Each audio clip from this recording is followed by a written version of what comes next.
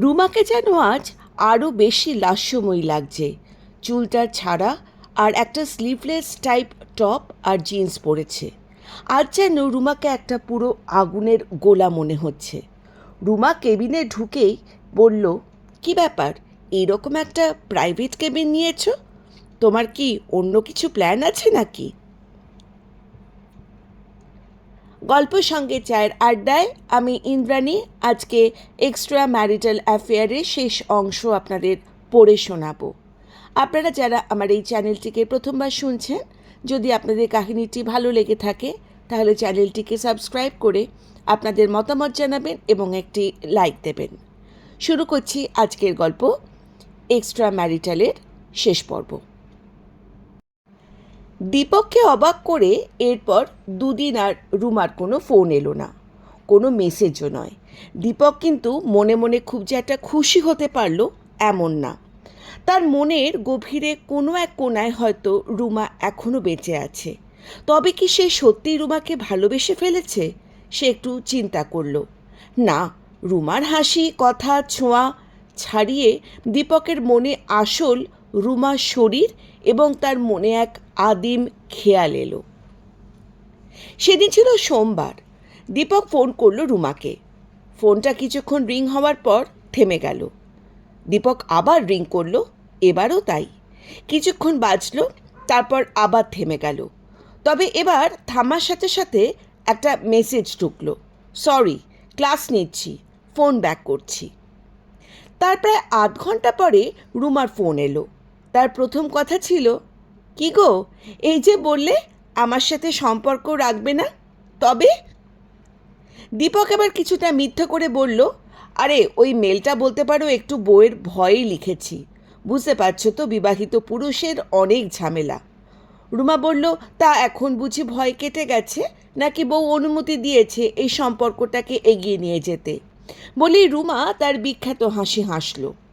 দীপক বুঝল আর বলল, ধুর, ইয়ার্কি ছাড়ো তো, চলো আবার আমরা দেখা করি। কাল করবে? রুমা একটু চুপ করে থেকে বলল, না কাল হবে না, হলে সেই শনিবার। দীপক বলল, ওকে, আমরা একটা রেস্টুরেন্টে এবার দেখা করব। রিমা বলল, কোন রেস্টুরেন্ট? দীপক বলল, সেটা আমি তোমাকে ঠিক সময় জানিয়ে দেব। রুমা শুধু বলল, ঠিক আছে, কিন্তু বেশি রাত করা যাবে না কিন্তু। দীপকের হঠাৎ মনে হলো সে শিলাকে ঠকাচ্ছে। শিলা তাকে সন্দেহতীতভাবে ভালোবাসে। দীপকের মনটা কেমন করে উঠল। দীপক নিজের মনকে বুঝতে পারছে না। শিলাকে ঠকাতে তার মন চাইছে না একেবারেই। আবার সে রুমাকেও ফেলতে পারছে না। সে জীবনে ভাবেনি তার জীবনে এই রকম একটা ঘটনা কোনোদিন ঘটবে। এরপর কয়েকদিন সে রুমার সাথে ফোনে কথা বলল, কারণ দুপুরে রুমা স্কুল থেকে চ্যাট করতে পারে না। সুতরাং সেই ফোন, সেই মেসেজ, সময়ের সাথে সাথে দীপক আবার মোহিত হয়ে পড়ল রুমার প্রতি। দীপক জেনে শুনে এমন একটা রেস্টুরেন্ট ঠিক করলো যেখানে কাপলদের জন্য ব্যবহার করা হয়। আর যদি এটা রুমা মেনে নেয় তাহলে তার পরের পরিকল্পনা থাকবে কোনো একটা হোটেলে রাত কাটানো। দীপক পরিষ্কার বুঝতে পারল রুমাকে সে ভালোবাসতে পারেনি। সে তার শরীরের প্রতি বেশি আকৃষ্ট। সে ভালোবাসতে পারেনি ঠিক কথাই, কিন্তু সে আর ওয়েটও করতে চাইল না। শনিবার দীপকের অফিস হাফ ডে। সে রুমাকে ফোন করে এয়ারপোর্টে আসতে বলল বিকেল 3টের সময়। তারা সেখানে একটা রাজারহাটের নিলিবিলি জায়গায় এক রেস্টুরেন্টে এলো। গাড়ি পার্ক করে দীপক রুমাকে নিয়ে আগে থেকে বুক করা রেস্টুরেন্টের কেবিনে নিয়ে গিয়ে ঢুকলো। রুমাকে যেন আজ আরও বেশি লাস্যময়ী লাগছে। চুলটা ছাড়া, একটা স্লিভলেস টপ পরা আর টাইট একটা জিন্স পরেছে। আজ যেন রুমাকে একটা পুরো আগুনের গোলা মনে হচ্ছে। রুমা কেবিনে ঢুকতে ঢুকতে বলল, কি ব্যাপার, এমন একটা প্রাইভেট কেবিন নিয়েছো? তোমার কি অন্য কোনো প্ল্যান আছে নাকি? দীপক বলল, কি প্ল্যান থাকবে বলো, সুন্দরী বান্ধবীর সাথে একটু নিরিবিলিতে কথা বলার জন্যই এই ব্যবস্থা। রুমা একটু মিচকি হেসে বলল, ও তাই বুঝি? দীপক একটু ভরিতা করে বলল, তুমি কি ভাবলে? রুমা বলল, না, আমি আর কি ভাববো, দেখি সময় আমায় কি ভাবায়। তারা খাবারের অর্ডার দিল। রুমা জিজ্ঞাসা করল, তা আজ বউকে কি বললে? দীপক বলল, আজ আমাদের হাফ ডে, কিন্তু ওকে বলেছি আমার ফুল ডে। কথাটা শেষ হবার মুহূর্তেই দীপকের মোবাইলটা বেজে উঠল। শিলার ফোন। দীপক রুমাকে বলল, বউ ফোন করেছে, আমি একটু বাইরে থেকে আসছি। শিলা ও প্রান্ত থেকে জিজ্ঞাসা করল, আজ কটায় ফিরছ? দীপক একটু ভেবে বলল, আস্তে আস্তে রাত্রির 8-9 তো বেজেই যাবে। কেন, কি হয়েছে সোনা? শিলা একটু চমকে গিয়ে বলল, হঠাৎ হঠাৎ সোনা কেন বলল? সোনা বলছো কেন? যাই হোক, আসার সময় মেয়ের জন্য দুধের কৌটোটা নিয়ে এসো কিন্তু। দীপক বলল, ওকে ডার্লিং। দীপকের মনটা একটু খুশিতে ভরে উঠেছে। সেটা রুমার সাথে থাকার জন্য কি না দীপক বুঝতে পারল না।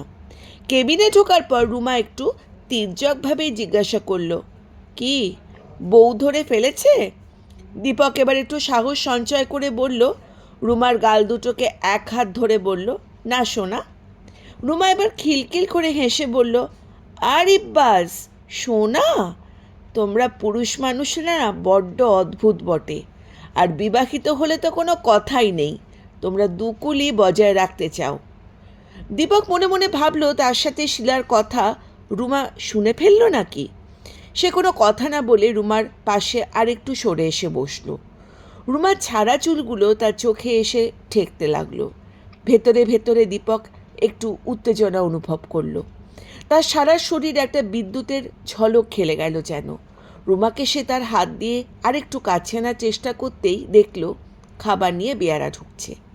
দীপক রুমাকে ছেড়ে দিয়ে সোজা হয়ে বসল। রুমা মুখ দিয়ে ফিনকি হাসি হেসে উঠল। বেয়ারা খাবার সাজিয়ে গুজিয়ে 5 মিনিট পরে বেরিয়ে গেল। রুবা আবার মিচকি হেসে বলল, মশাই, সব কিছু সব জায়গায় হয় না। দীপক ইঙ্গিতটা বুঝতে পারল। কেবিনটা আলাদা হলে কি হবে, বেশি রিস্কও নেওয়া যাবে বলেই মনে হলো দীপকের। রুমা জিজ্ঞাসা করলো, তুমি কিন্তু আমাকে খুব দুঃখ দিয়েছ দীপক। দীপকের প্রথমবার তার নামটা রুমার মুখে উচ্চারিত হতে শুনল। সে একটু আস্তে আস্তে বলল, কেন? রুমা একটু গম্ভীর মুখে বলল, তোমাকে আমি ভালোবেসে যে মেলটা করলাম তার উত্তর তুমি কি দিলে? যেন সেদিন আমি কিছু খাইনি। আমার একবারও মনে হলো আমি যেন মরে যাই। তারপর তারপর তোমার কথাটাই মনে হলো। তুমি বলেছিলে মৃত্যু সব সমস্যার সমাধান নয়। আমি মরিনি দীপক। আমি জানতাম তুমি আমার কাছে আবার ফিরে আসবে। তোমাকে যে ফিরতে হবেই। রুমাকে একেবারে অন্যরকম মনে হলো দীপকের। এই রুমাকে সে এই প্রথমবার চিনল। আর তার মনে একটা ভয়ের স্রোত খেয়ে গেল। তার মানে রুমা তাকে সত্যিই ভালোবেসে ফেলেছে। কিন্তু সে তো তার ভালোবাসা চায় না, সে তো চায় অন্য কিছু। দীপকের মনে হলো না আর এগোনো উচিত। দীপক এবার প্রসঙ্গ ঘোরানোর চেষ্টা করলো, আচ্ছা রুমা, তুমি কি সাবজেক্ট পড়াও বলো তো? এটাই তো কোনো দিন জানা হয়নি। কিন্তু রুমা মাথা নিচু করে বসে। দীপক রুমার মুখটা ধরে মাথাটা ওপরে তুলে চমকে উঠল। রুমার চোখ দিয়ে অশ্রুধারা বইছে। দীপকের মনটা অজান্তেই করুণ হয়ে গেল। আস্তে করে তার মাথাটা নিজের কাঁধে নিয়ে এসে বলল, রুমা কি হলো? রুমা এরম দীপকের মুখের কাছে মাথা নিয়ে বলল, তুমি আমাকে ছেড়ে যেও না প্লিজ, আমি তোমাকে খুব ভালোবাসি। কথাটা বলে দীপকের মুখে, গালে, চোখে মুখে চুমুতে ভরিয়ে দিল। আর ভালো লাগার ভয়ের দোলাদুল চলে দুলতে লাগলো দীপকের মন। সেদিন দীপক আর কিছু ভালো লাগলো না। সে বুঝল যে কারণে আজ সে প্রস্তুতি নিয়েছিল সেটা আর তার মন চাইছে না। তার থেকে বরঞ্চ রুমার সাথে সময় কাটাতে তার ভীষণ ইচ্ছে করছে। দীপক ভয় পেলেও সেও কি রুমাকে মন দিয়ে দিল, নাকি সেও একটা সময় তো শিলাকে ভীষণ ভালোবেসেছে। আজ সে রুমার হাত ধরে অনেকক্ষণ বসে রইল। সে রাতে দীপক বাড়ি ফিরে খাওয়া দাওয়া করলো না। শিলা জিজ্ঞাসা করলো, শরীরটা খারাপ, আজ সে খাবে না বলে দীপক শুতে চলে গেল। কিন্তু ঘুম এলো না। রুমার কথা, তার স্পর্শ, তার হাসি আর তার সারা মন জুড়ে খেলতে লাগলো। তবে কি সে রুমাকে ভালোবেসে ফেলল? সে রাতে শিলা তার পাশে এসে বসলো। তার কপালে হাত দিয়ে বলল, কি হয়েছে তোমার, বলো আমাকে। দীপকের মনে হলো রুমার স্পর্শের কথা। রুমার স্পর্শে যে উষ্ণতা আছে সেটা যেন শিলার হাতে নেই। দীপক বলল, এমনি, শরীরটা ভালো নেই। সেদিন দীপক অনেকক্ষণ জেগে শুয়ে রইল, ভাবতে লাগলো আগত দিনের কথা। পাশে মেয়ে রিঙ্কি ঘুমিয়ে আছে। তার ঘুমন্ত মুখের দিকে চেয়ে তার মনে হলো, না, তার এই আকর্ষণ, মিথ্যে ভালোবাসা, ভালো লাগা, এসবের মাঝে তার এই ফুটফুটে মেয়েটা হারিয়ে যাবে। সম্পর্ক যত এগোবে সে আরও জড়িয়ে যাবে রুমার সাথে, আর একদিন শিলা সেটা জানতে পারবেই। দীপক একবার ভাবল সে মেসেজ করে রুমাকে জানিয়ে দেবে যে সে আর এই সম্পর্ক রাখতে চায় না। সে খুব সুখী আর বউকে, তার মেয়েকে নিয়ে ভালো আছে। দীপক মোবাইলটা বিছানার পাশ থেকে নেওয়ার সময় খেয়াল হলো বিছানায় শিলা নেই। সে সময় দেখল রাত 2টো।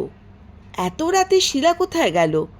দীপক এই সময় প্রথমবারের জন্য একটু ভয় পেয়ে গেল। সে কি শিলার কাছে ধরা পড়ে গেছে? শিলা কি অভিমান করে পাশের ঘরে গিয়ে শুয়ে পড়েছে? দীপক বিছানা ছেড়ে হল ঘরে এলো। সে অবাক হয়ে দেখল ঘরের সোফায় গুটিয়ে শুয়ে আছে শিলা। ঘুমিয়ে পড়েছে কিনা ঠিক বোঝা গেল না। দীপক ধীরে ধীরে এগিয়ে গিয়ে শিলাকে ডাকলো। 1বার, 2বার, 3বার। শিলা মাথাটা ঘুরিয়ে দীপকের দিকে তাকালো। ঘরের নাইট ল্যাম্পে দীপক বুঝতে পারল শিলার চোখ দুটো লাল। দীপককে শিলা পাশে বসতেই শিলা বসে উঠে বলল, দীপক তার মাথায় হাত রেখে বলল, এখানে শুয়ে আছো কেন? শিলা শুকনো মুখে বলল, এমনি। দীপক বলল, ঘরে চলো, এখানে এভাবে কেউ শুয়ে থাকে? শিলা কোনো কথা না বাড়িয়ে ধীর পায়ে গতিতে বেডরুমের দিকে চলে গেল। দীপকের কাছে শিলার এই আচরণ অস্বাভাবিক ঠেকল। সে রাতে দীপক অনেক অনুরোধেও শিলা আর কোনো কথা বলেনি। মেয়ের পাশে চুপটি মেরে শুয়ে রইল। দীপক বেশ বুঝতে পারল শিলা ঘুমোয়নি, ঘুমের ভান করছে, আর সেও পাশ ফিরে শুয়ে রইল। পরের দিন সকালে দীপক একটু বেলা করে ঘুম থেকে উঠল। গত রাতে তার একটু দেরি করে ঘুমটা এসেছিল। আজ রবিবার, অফিস যাওয়ার তাড়া নেই। কাজেই দেরি করে ঘুম থেকে উঠলে কোনো অসুবিধা হবে না। কিন্তু সে অবাক হলো শিলা তাকে সকালে চা পর্যন্ত দেয়নি। ছুটির দিন বা কাজের দিন হোক, শিলা প্রত্যেক দিন সকালে উঠে তাকে চা দিত। দীপকের মনে পড়ল কাল রাতের কথা। সে উঠে গিয়ে দেখল শিলা সোফার ঘরে চুপচাপ বসে আছে আর নিচে বসে তার মেয়ে খেলা করছে। দীপক ফ্রেশ হয়ে শিলার পাশে বসলো। তাকে জানতে হবে কেন শিলা এই অস্বাভাবিক আচরণ করছে তার সাথে। সে শিলার পাশে বসে তার হাত দুটোকে নিজের হাতে নিয়ে বলল, শিলা, তুমি এরকম কেন করছো? আমি কি কিছু অপরাধ করেছি? দীপক বুঝল শেষ কথাটা বলতে গিয়ে তার গলাটা একটু যেন কেঁপে উঠল। শিলা এবার তার মুখের দিকে তাকিয়ে আস্তে করে বলল, তুমি তো আমাকে আগে মিথ্যে বলতে না? কাল তো তোমার ফুল ডে অফিস হয়নি। আমাকে রাহুল ফোন করে তোমাকে চাইছিল। তুমি অফিসে আছো বলতেই ও বলল, তুমি তো অফিস থেকে বেরিয়ে গেছো দুপুরবেলায়। কেন তুমি আমাকে মিথ্যে বলেছো দীপক? শিলার চোখটা আবার জ্বরে ভরে উঠল। সে আকুল নয়নে প্রায় বিনীতভাবে বলল, আমার জীবনে তুমি আর আমার মেয়ে ছাড়া আর কেউ নেই গো। আমার সমস্ত প্রাণের সাথে আমার এই প্রাণ, তোমাদের জীবনের সাথেই আমার এই জীবন। কিন্তু তুমি যদি আমাকে ঠকাও দীপক, আমি কিন্তু বাঁচব না। দীপক বুঝল তার আসল ফাড়া কেটে গেছে। রুমার ব্যাপারে তার বউ জানতে পারেনি, আর রাহুল যে অফিসে থাকবে সেটাও দীপক জানতো না। জানলে সে একটা কিছু ম্যানেজ করে আসতো। কিন্তু এই মুহূর্তে ঝড়ের জন্য দীপক শিলাকে জড়িয়ে ধরে বলল, আরে বোকা, রাহুল হলো আমার জুনিয়র, সে কি জানবে আমি অফিসের কোন সময় মিটিংয়ে থাকি? তুমি বিশ্বাস না করলে আমার বসকে ফোন করো, এই নাও তার নাম্বার। দীপক ভালো করেই জানতো যে শিলা তার বসকে কখনোই ফোনে কথা বলবে না। তোমাকে তো আমি কখনো অবিশ্বাস করিনি, কিন্তু আমার ভয় হয় আমার এই সুখের সংসার ভেঙে যেন না যায়। দীপক মনে মনে হাঁফ ছেড়ে বাঁচল। এ যাত্রা সে রেহাই পেল, কিন্তু বাইরের ঝড় থামলেও সে বুঝল মনের ঝড় তার বেড়ে গেছে।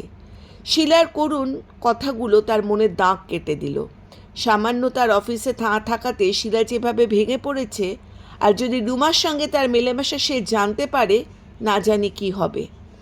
দীপক এক অনিশ্চিত ভবিষ্যতের কথা ভেবে শিলার আড়ারে রুমার ফোনের নাম্বারটা মোবাইল থেকে মুছে দিল। তারপর দুজনে মিলে ঠিক করলো আজ তারা সারা দিন বাইরে কাটাবে। সারাদিন বাইরে কাটিয়ে সে রাতে মেয়ে ঘুমিয়ে পড়ার পর শিলা দীপকের কাছে বুক লুকিয়ে যে প্রশ্নটা করলো তাতে দীপক চমকে উঠল। শিলা আস্তে করে জিজ্ঞাসা করলো, হ্যাঁ গো, রুমাকে? দীপকের চমকানিতে শিলা বুঝতে পারল না। দীপক যতটা সম্ভব নিজেকে স্বাভাবিক রেখে বলল, কে রুমা? শিলা বলল, আমিও তো তাই জিজ্ঞেস করলাম, আপনি কে? বলল, তোমার কলেজের বন্ধু, তোমার নাম্বার জোগাড় করেছে অন্য কোনো বন্ধুর কাছ থেকে, তোমার সঙ্গে দেখা করতে চায়। দীপক এবার একটু ভয় না পেয়ে রুমার সামনে ডেসপারেটের মতন বলল, না, আমি জানি না, আমার মনে পড়ছে না। না, আসলে বলেছে যে ও একদিন আমাদের বাড়িতে আসবে। দীপক কিছুটা মনে করার চেষ্টার ভান করে বলল, ও আচ্ছা, ওই রুমা, হ্যাঁ হ্যাঁ, কলেজে পড়তো বটে, সে আবার কি চায়? শিলা দীপককে এমনভাবে আঁকড়ে ধরল যেন কেউ দীপককে কেড়ে নিতে চাইছে। সে সেভাবে ধরল আর বলল, তা আমি কি জানি? বলল তোমাকে একটা ফোন করতে। আর কিছু মনে করো না, তোমাকে না বলে তোমার ফোনটা আমি রিসিভ করেছি। আসলে অনেকক্ষণ ধরে রিং হয়ে যাচ্ছিলে তো, আর তুমি নিচে গিয়েছিলে। দীপক শিলাকে নিজের আরও কাছে টেনে নিয়ে বলল, সে দেখা যাবে। মুখে বলল বটে, তার মনে একটা অজানা ভয় ঢুকে গেল। শিলার যে অবস্থা সে আজ সকালে দেখেছে, সেটাকে নিয়ে সেই ছেলেখেলা করা যায় না। দীপকের মনে হলো বউ যতই সরল মনে হোক না কেন, সে সংসার বাঁচানোর জন্য সব কিছু করতে পারে। দীপকের সে রাতে ভালো করে ঘুম এলো না। তার মনের ভেতরটা দোলাচল আরও যেন বেড়ে গেল। সে রুমাকে ছাড়তে চাইলেও পারছে না। নিস্তব্ধ ঘরে শিলাকে জড়িয়ে হাতটা সরিয়ে সে উঠে বসল। নাইট বাল্বের আলোয় সে শিলার মেয়ের মুখের দিকে তাকিয়ে রইল। কি নিষ্পাপ এই মুখ দুটো! আর এদের কিনা ছেড়ে সে রুমার সাথে সম্পর্ক গড়ে তুলছে। না, যা হবার তাই হবে। রুমা আসলে আসুক, সে আর রুমাকে ফোন করবে না, তার সাথে কোনো সম্পর্কই রাখবে না। পরের দিন অফিসে সে কাজে একদম মন বসাতে পারল না। রুমার প্রতি একটা অমোঘ আকর্ষণ সে ভুলে গিয়ে এখন দীপক তার বাড়ি আসার আতঙ্কে ভুগতে লাগলো। সেদিন সে ভুলেও অনলাইনে আর এলো না। সেদিন সন্ধেবেলা বাড়ি ঢোকার সাথেই একচোটা মেয়েদের পায়ের জুতো দেখে দীপক খুব ঘাবড়ে গেল। তবে কি রুমা বাড়িতে চলে এসেছে? কিন্তু সে যে বলেছিল রবিবার আসবে। দীপক ভাবল সে তার ঘরেই ঢুকবে না, পালিয়ে চলে যাবে। তার মনে হলো সে সত্যি অসৎ পথে চালিত হয়েছে, তাই সে নিষ্পাপ শিলার সামনে দাঁড়াতে ভয় পাচ্ছে। কিন্তু তার পা যে পিছল না। সত্যিকে সামনে রেখে সে দেখবে, যা হবার তাই হবে। দীপক কলিং বেল বাজালো। মিনিট খানেক পর দরজা খুলল শিলা। দীপক শিলার মুখ দিকে তাকালো না। কোন এক অজানা ভয়। সে একটু কুঁকড়ে গেল। হঠাৎ তার শিলার হাস্য মুখের দিকে তাকিয়ে পড়ল, এই জানো, এই আজকে না মা এসেছে।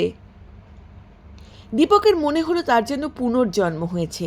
সে হাঁফ ছেড়ে বাঁচল। বলল, কখন? শিলা হাসতে হাসতে বলল, এই তো বিকেলে। ভাবলাম তোমাকে ফোন করি, কিন্তু মাকে নিয়ে একটু বেরিয়েছিলাম, তাই আর করা হয়ে ওঠেনি। দীপকের শাশুড়ি মা খুব একটা আসেন না। উনিও শিলার মতনই খুব সরল মনের মানুষ। জামাইয়ের বাড়ি থাকাও খুব পছন্দ করেন না। তাই আজ ওনার আসার কারণটা দীপকের ঠিক বোধগম্য হলো না। যাই হোক, দীপক নিজের সৌজন্য বোধ দেখিয়ে ওনাকে থেকে যাওয়ার জন্য অনুরোধ করলেন। কিন্তু শাশুড়ি মা যা বললেন তাতে দীপকের চিন্তা 4 গুণ বেড়ে গেল। শিলার মা এখন বেশ কিছুদিন এখানেই থাকবে।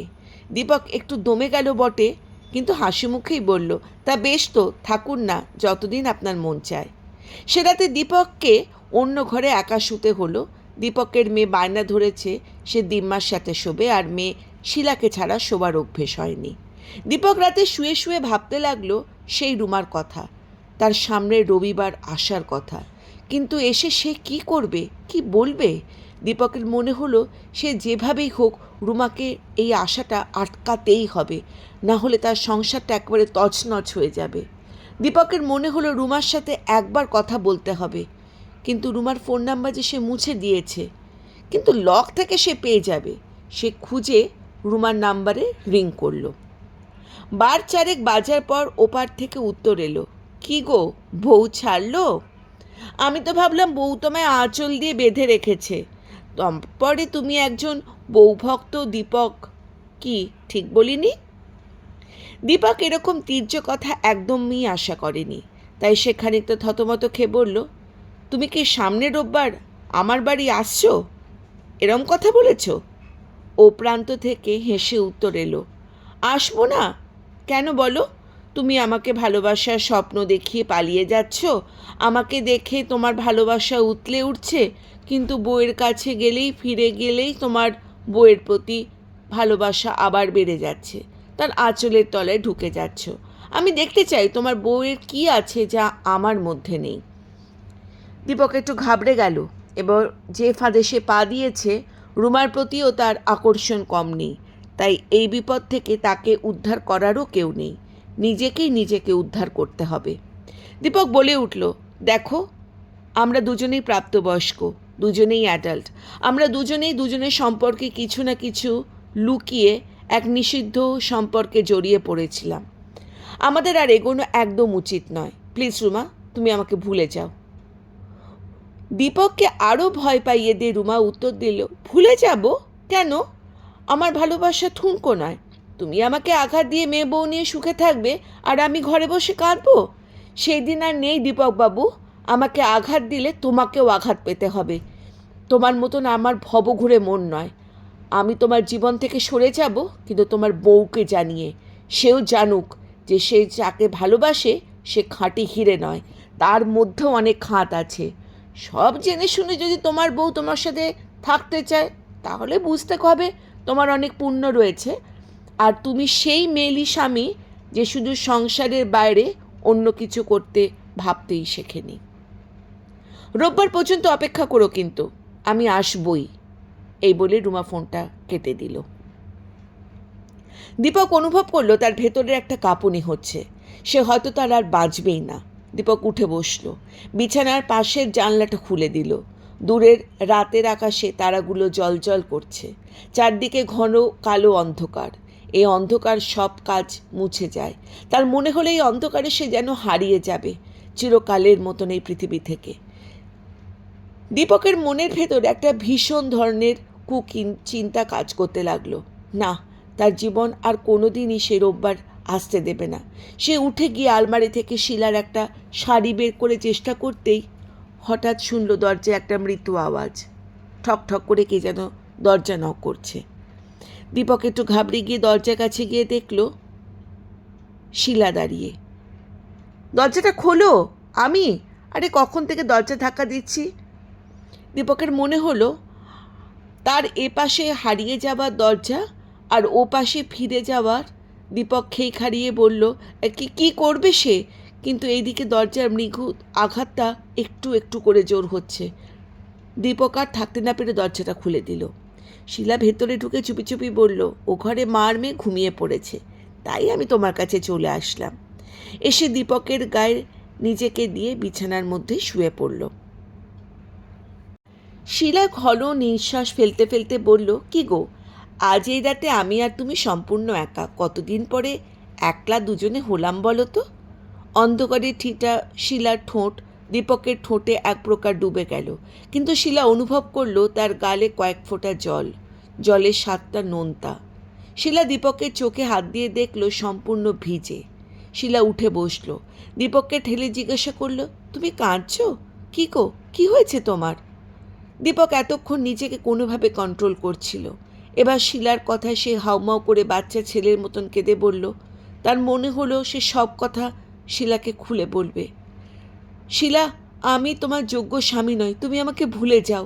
শিলা এই ঘটনার জন্য একদমই প্রস্তুত ছিল না। সেও খানিকটা ভয় পেয়ে বলল, কি হলো? এরকম কথা বলো না, তুমি ছাড়া আমার তো কেউ নেই, কেউ নেই। শিলা আসল ঘটনার বিন্দু বিসর্গ না জেনে দীপককে জড়িয়ে ধরে কাঁদতে লাগলো। সেদিন রাতে স্বামী স্ত্রী দুজন দুজনকে জড়িয়ে অনেকক্ষণ কাঁদল। তারপর রাতের গহন অন্ধকারে আকাশে তারাকে সাক্ষীরে দুজন দুজনের মধ্যে হারিয়ে গেল। পরের দিন সকাল 7টার রাতের ঘটনা নিয়ে কেউ কোনো কথা বলল না। দীপকের মনে হলো শিলাকে সে সব খুলে বলবে। জীবনে চলার পথে সবাই ভুল করে, তাতে যদি কেউ নিজেকে শোধরাবার চেষ্টা করে তাতে পাপের কিছু হয় না। তার দৃঢ় বিশ্বাস শিলা তাকে শুধরানোর একটা সুযোগ নিশ্চয়ই দেবে। শিলা ভাবল তার গত রোববারে সন্দেহ করাকে হয়তো দীপক মন থেকে মেনে নিতে পারেনি। জীবন শুরু হলো এক চা পাওয়ার নতুন অধ্যায় নিয়ে। দীপকের মনে হলো রোববারের আগেই সে শিলাকে সব জানাবে, আর সেটা রুমাকে সে বলে দেবে যে তুমি বলো বা নাই বলো শিলা সব জানে, আর জেনেও সে আমাকে আগের মতোই ভালোবাসে। কিন্তু দীপকের বলার হয়ে উঠল না শিলাকে। তার কিছু না কিছু কাজ এসে পড়তেই লাগলো। এর মধ্যে একটাই তার কাছে আসার খবর ছিল যে রুমা আর এই কদিন তাকে ফোন করেনি। আজ রবিবার। গত 3-4 দিন রুমার কোনো ফোন বা মেল কিছুই না আসায় দীপক ভেবে নিয়েছিল রুমা আসবে না। কিন্তু রোববার সকালে তার কাছে একটা মেসেজ এলো, আমি আসছি, ঠিকানাটা পারলে লিখে পাঠাও, না হলে কোনো অসুবিধে নেই। দীপকের মনে আবার পৃথিবীর সব কালো দিক ঢুকে পড়ল। সে অনুভব করল আজ বোধহয় তার শেষ দিন। একবার ভাবল সে লিখে পাঠায়, তোমার আর আসার দরকার নেই, আমি শিলাকে সব বলে দিয়েছি। আবার ভাবল এতে কোনো লাভ নেই, ও যা মেয়ে, ও মন চাইলে ঠিক চলে আসবে। দীপক কোনো রিপ্লাই দিল না। আসলে আসুক, কিন্তু না। আবার দীপকের মনে একরাশ কুচিন্তাও ঘিরে ধরল। তার এই সংসার, শিলার সরল মনের ভালোবাসা, এটা কি আজ শেষ হয়ে যাবে? আচ্ছা, শিলা যদি চলে যায়? দীপক হঠাৎ মনে হলো শিলাকে সব ডেকে সব এক্ষুনি বলে দেয়। এমন সময় শিলা চায়ের কাপ নিয়ে হাতে ঢুকলো। কাপ দুটো টেবিলে নামিয়ে রেখে বলল, হ্যাঁ গো, আজ তোমার ওই বন্ধু কি যেন নাম, তার আজকে আসার কথা তো। দীপক কিছুটা থতমত খেয়ে বলল, কে বলো তো? শিলা বললে, আমি কি জানি, ওই যে তোমার বন্ধু। দীপক একটু ঘাবড়ানো স্বরে বলল, ও আসলে ঠিক খবর দিত। দীপকের মনে হলো সে এবার সব খুলে বলবে। শিলা হয়তোবা তাকে মাফ করবে, কিন্তু রুমা মায়ের সামনে তার মাটিতে মিশে যেতে হবে এই কথা ভেবে লজ্জান্বিত বোধ করল। হঠাৎ করে কলিং বেলটা বাজার আওয়াজ এলো। দীপকের বুকটা ধক করে উঠল। মনে হলো ওর সাথে শিলা শেষবারের মতন বসে কথা বলছে। শিলা উঠে গিয়ে দরজা খুলে উদ্দেশ্যে বলল, এই এই তোমার সাথে কে একজন দেখা করতে এসছে। দীপকের পাটা যেন ভারী হয়ে গেল। তার মনে হলো পাপ বাপ কাউকেই ছাড়ে না। কিন্তু তাকে আশ্বস্ত করে ঘরে যে ঢুকলো, সে তার ফ্ল্যাটের নতুন কেয়ারটেকার। গতকাল রিক্রুট হয়েছে, সবার ঘরে ঘরে গিয়ে আলাপ করে আসছে। নতুন, তাই শিলা তাকে চেনে না। নতুন কেয়ারটেকারের সাথে মিনিট 20 কথা বলা হলো দীপকের, তারপরে সে চলে গেল। সে যাবার পর দীপক দেখল শিলা সামনে কোথাও নেই। ড্রয়িং রুমে এসে দেখল তার মেয়ে আর শাশুড়ি মা, আর সে নিজে সে জিজ্ঞাসা করল শিলা পাশের ফ্ল্যাটে কমলা বৌদির ঘরে গেছে। এমনই সময় আরেকটি মেসেজ দীপকের মোবাইলে ঢুকলো। কাঁপা কাঁপা হাতে সেটা তুলে দেখল তার আশঙ্কা সত্যি। সেন্ডার রুমা, ঠিকানাটা পাঠালে না তো? ঠিক আছে, আমি আসছি বিকেল 5টায়। দীপকের মনে হলো এ যেন তার ফাঁসির হুকুম হয়ে গেল। সময় ঠিক, শুধু ফাঁসপুরের অপেক্ষা বিকেল 5টা পর্যন্ত। দীপক এবার সে বেপরোয়া হয়ে উঠল। দীপক ভাবল, হায় ভগবান, সমাজের নিয়মের বাইরে চললে মানুষ যেন ভিন গ্রহে জীব হয়ে যায়। কত যে চর্চা হয় তার কোনো ইয়ত্তা নেই। না, এখনও শিলা এলো না। দীপক ঘড়ি দেখল 11:30, আর মাত্র 5.5 ঘন্টা। তারপর তার অপরাধ স্বীকার না করলে এক অজানা শাস্তি তার জন্য অপেক্ষা করছে। দীপক বিছানায় একটু এলিয়ে পড়ল। একটু যেন ঘুমিয়েও পড়েছিল, ঠিক কতক্ষণ জানে না। হঠাৎ কলিং বেলের আওয়াজ। সে তড়াক করে লাফিয়ে উঠল। ঘড়িতে দেখল পুরো 5:30। একরাশ আশঙ্কা ভয় সে দৌড়ে গেল দরজার কাছে। কাঁপা কাঁপা হাতে দরজাটা খুলল। সে ভুলেই গেল আইহোল দিয়েও বাইরের লোককে দেখা যায়। দরজাটা খুলে দীপক চমকে গেল। না, রুমা আসেনি। এসেছে সেই সকালের কেয়ারটেকার। তাকে দেখে দীপক বলল, তুমি? আবার কি হলো? একটু যেন বিরক্ত। কেয়ারটেকার এবারও ঘাবড়ানো শুনে বলল, আগে একটা মেয়ে ছেলে এসেছিল, আপনার ফ্ল্যাটে একটা কোথায় জিজ্ঞাসা করলো, আমি বললুম সে তো আমার হাতে একটা প্যাকেট দিয়ে চলে গেল। দীপক প্যাকেটটা হাতে নিয়ে ধন্যবাদ জানিয়ে ঘরে ঢুকে এলো। কলিং বেলের আওয়াজে শিলা উঠে এসেছে। দীপকের হাতে প্যাকেটটা দেখে জিজ্ঞাসা করলো, কি গো এটা, কে পাঠিয়েছে? দীপক কথা না বলে ঘরে ঢুকে প্যাকেটটা খুলল। একটা রাধাকৃষ্ণের মূর্তি, না তাতে কোনো রুমার নাম লেখা নেই। শিলা হাতে নিয়ে বলল, বাহ, বেশ সুন্দর তো, এটা আমরা বেডরুমে রাখব। দীপক মৃদু হেসে বলল, ঠিক আছে। শিলা মূর্তিটা নিয়ে গিয়ে পাশের ঘরে গেল। জিজ্ঞাসা করলো, আচ্ছা এটা হঠাৎ করে এলো? দীপক চট করে বলল, না আমি অনলাইনে অর্ডার দিয়েছিলাম। এমন সময় দীপকের মোবাইলে আরেকটা মেসেজ এলো। দীপক সেটাকে দেখতে দেখতে অনুভব করলো তার ঘাম দিয়ে জ্বর ছাড়ছে। সে বিছানায় বেশ আরাম করে বসলো। মনে হলো অনেক দিন পর সে নিজের বিছানায় বসে আছে। মেসেজটা দীপককে আবার পড়ল। দীপক, আমি যা চাই তাই পেয়ে ছাড়ি, কিন্তু তোমাকে ছেড়ে দিলাম। কেন দিলাম জানি না, মন থেকে দিলাম কি না তাও বলতে পারবো না। তুমি বিবাহিত জেনেও আমি তোমাকে ভালোবেসেছিলাম। এই সময় হয়তো এটা একটা পাপ, কিন্তু আমার কাছে নয়। ভালোবাসা যেমন কোনো বয়স হয় না, তেমন আমার কাছে যাকে ভালোবাসছি সে বিবাহিত কি অবিবাহিত তারও কোনো মানে হয় না। আমি তোমায় চেয়েছিলাম এবং পেয়েওছিলাম, কিন্তু ধরে রাখতে পারলাম না। সেটা আমার দোষ নয়, এই সমাজের দোষ। যাই হোক, এই মূর্তিটা আমার একটা সত্তা হিসেবে ঘরে রেখো। আমাদের মধ্যে আর কোনো দিন দেখা হবে না। আর একটা কথা, সমাজকে যদি ভয় পাও তাহলে সমাজের নিয়ম ভেঙে আর কোনো সম্পর্কে জড়িয়ে পড়ো না, কিন্তু সবাই কিন্তু রুমা নাও হতে পারে। ভালো থেকো আর ভুলে থেকো। ইতি তোমার হারিয়ে যাওয়া রুমা। দীপক মেসেজটা ডিলিট করতে গিয়ে শিলার উদ্দেশ্যে বলল, শিলা মূর্তিটা একবার নিয়ে এসো তো, আমি একবার ভালো করে দেখি। গল্পটি এখানেই সমাপ্ত হলো।